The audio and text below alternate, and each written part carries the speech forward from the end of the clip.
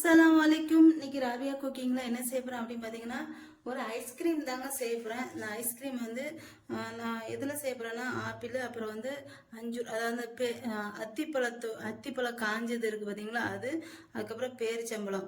இது வந்து கார்னிஷ்க்குங்க. இது வந்து ஒரு 7-8 பாதாமும் ஒரு 7-8 பிஸ்தா வந்து எடுத்துக்கோங்க. நான் அந்த ஐஸ்கிரீம் எதில் செய்ய போகிறேன், கஸ்டர்ட் பவுடரில் தான் செய்ய போகிறேன். நான் ஒரு 2 ஸ்பூன் கஸ்டர்ட் பவுடர் எடுத்துக்கிறேன். எடுத்துட்டு இந்த ஸ்பூனுக்கு நிறைய எடுத்துக்கோங்க. நான் இந்த ஸ்பூனுக்கு பாதியாக வந்துருச்சுன்னு சொல்லிட்டு நான் திரும்ப ஒரு பாதி ஸ்பூன் சேர்த்துக்கிட்டேன். மொத்தம் 2 ஸ்பூன் நிறைய இதை வந்து சேர்த்துக்கோங்க. இப்போ இதில் கொஞ்சமாக தண்ணி ஊற்றி கரைச்சி வச்சுக்கலாம். இதோடய நான் வந்து ஒரு 1/4 லிட்டர் பால் வந்து எடுத்திருக்கேன். இப்போ இது எல்லாத்தையும் நல்லா கரைச்சிட்டு இப்போ இது எல்லாத்தையும் எப்படி செய்யறது சொல்லிட்டு பார்க்கலாம்.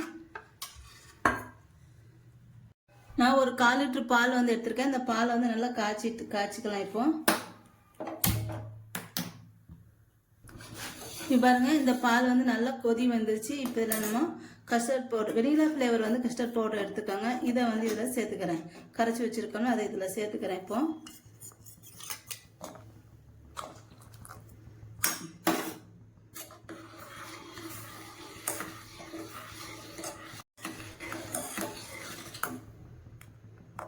இப்போ இது நல்லா கட்டி இல்லாமல் நல்லா இதை வந்து காய்ச்சிக்கணும். இதை வந்து கஸ்டர்ட் பவுடரை வந்து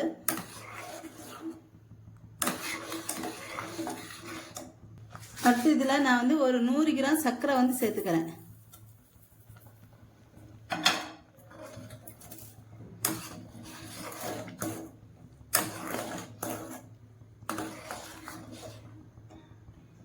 இப்போ பாருங்க, இது வந்து நல்லா காய்ச்சியாச்சு. நல்லா கொதி வந்து சர்க்கரையெல்லாம் நல்லா கரைஞ்சதுக்கப்புறம் இதை எடுத்து நம்ம வந்து ஆற வச்சிடலாம்.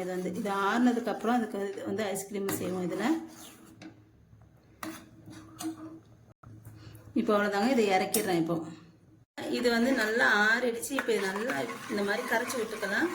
கரைச்சி விட்டுட்டு இப்போ அடுத்து இந்த மாதிரி ஒரு ஜார் எடுத்து வச்சுக்கிறேன். இப்போ இதில் வந்து இந்த அத்திப்பழம் காஞ்சது இருக்குது பார்த்தீங்களா, அதை சேர்த்துக்கிறேன். அடுத்து பேரிச்சம்பழம் வந்து விதையெல்லாம் நீக்கிட்டு இதை வந்து சேர்த்துக்கிறேன். அடுத்து ஒரு ஆப்பிள் பழம் வந்து சேர்த்துக்கிறேன். இதை வந்து நல்லா தோல் சீவிட்டு இதை எடுத்து சேர்த்துக்கிறேன். இப்போ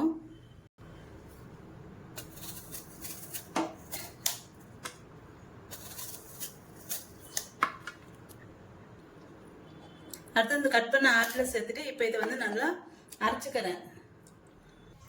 இப்போ இதை வந்து நல்லா அரைச்சாச்சு. இப்போ இதோட நம்ம கஸ்டர்ட் காய்ச்சி வச்சிருக்கோம் பார்த்தீங்களா, அதையும் சேர்த்துட்டு ஒரு அடி அடிச்சுக்கலாம்.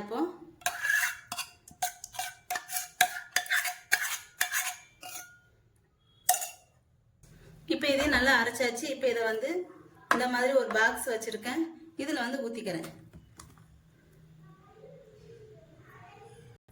இது ஊற்றுனதுக்கப்புறம் இதில் பாதாம் வந்து மேலே வந்து போட்டுடலாம்.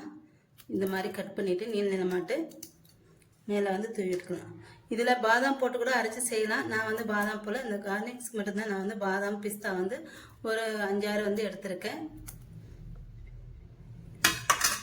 இது வந்து எல்லாருமே சாப்பிடலாம். ரொம்ப டேஸ்ட்டாக நல்லாயிருக்கும். பிள்ளைங்களுக்கு கூட கொடுக்கலாம், பெரியவங்க எல்லாருக்குமே இது ஹெல்த்தியாக கூட. இது வந்து இந்த மாதிரி நீங்களும் செஞ்சு பாருங்கள். செஞ்சு பார்த்துட்டு எப்படி இருக்குன்னு எனக்கு சொல்லுங்கள். இது வந்து ரொம்ப டேஸ்ட்டாக இருந்துச்சு. கண்டிப்பாக நீங்களும் ட்ரை பண்ணி பார்த்துட்டு எப்படி இருக்குன்னு சொல்லணும். அவ்வளோதாங்க. இப்போ இதெல்லாம் சேர்த்தாச்சு. இப்போ இதை வந்து ஃப்ரீசரில் வந்து ஒரு 8 மணி நேரம் நான் வந்து வைக்க போகிறேன். இது வந்து டைட்டாக மூடி இதை வந்து வச்சிடலாம். இப்போ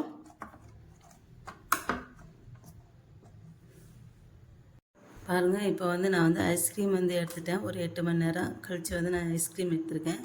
இப்போ இது எப்படி இருக்குது சொல்லிட்டு பார்க்கலாம். அங்கே வருங்க.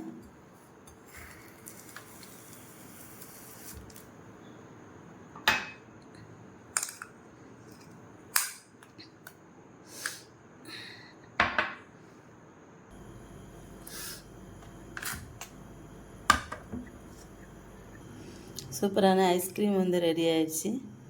இப்போ மேலே ஒரு 2 பிஸ்தா வந்து இது பண்ணி போட்டுக்கலாம்.